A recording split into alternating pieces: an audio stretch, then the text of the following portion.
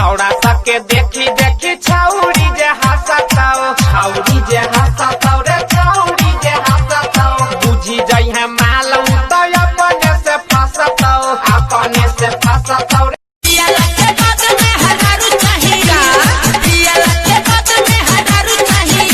नेपाल वाली भौजी नेपाल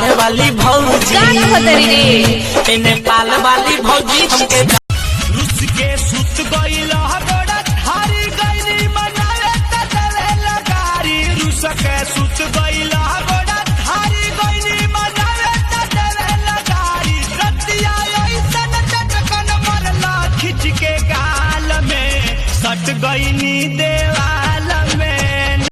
केहू कहे फूल झरी हेने अब हरियरी, सबे फसावे लटाका कितना जतन हम करी। बहारा में बनी गुजरा हतिया वो तो हमारा मालिक के बारा। बहारा में बनी गुजरा हतिया वो तो हमारा मालिक के बारा। ए सखी बड़ा दौड़ लगल सखी देवर के चाल हो। पियला में कोइले बाटे रात बुरा हाल हो। आज कनावा में सोफे वाली जुड़ा से लगा के जाली। शाम चलेली मत वाली बगल वाली बगल वाली बगल वाली जानू मारेली। उठ कसतूरी गलहा गुलाबी आँख में खाना भइल। उठ कसतूरी गलहा गुलाबी आँख में खाना भइल। टेंट वाला बेबी ऐसी बला मैं वैसे तो हाथ ना आऊं, पर तेरी बातों पे मैं धीरे से फिसलती जाऊं। कर ले सब्र यू स्लोली बॉय, कोई तो रीजन है मैं तुझसे मिल।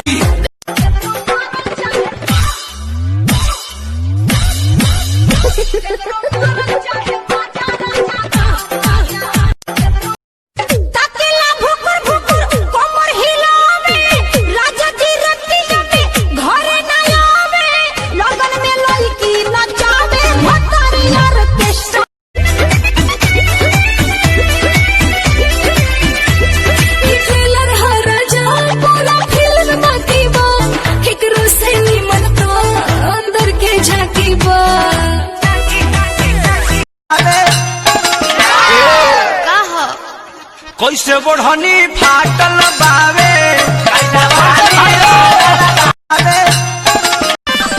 देखिए कपड़ा पर बाटे माइले। अखिलेश के सारे तुला गला खाइले। हमारे करामा में छुछु नारी लिखाइले। ऐसे काहे करेला ई राजा, तोरे लागेला लोटे में। जब यादत लगावलू छोटे में तब कहेला चालू। अपन लाइफ बनावो कुछ करो ना बबुआ, अपन जिंदगी बनावो कुछ करो ना बबुआ। लेकिन के चक्कर में पड़ा ना बबुआ।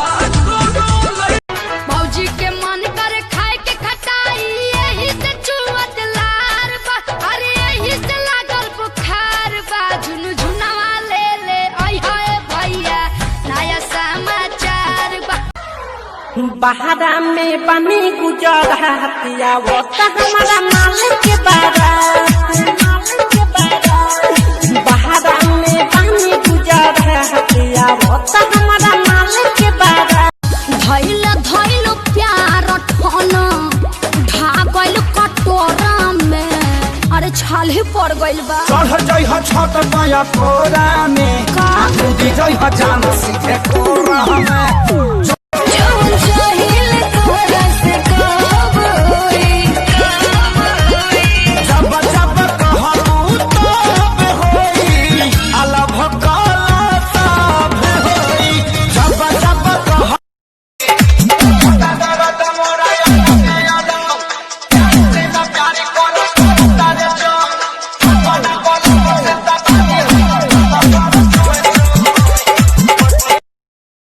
झलकत भीतरी सामान है समीज के रखले उघार बड़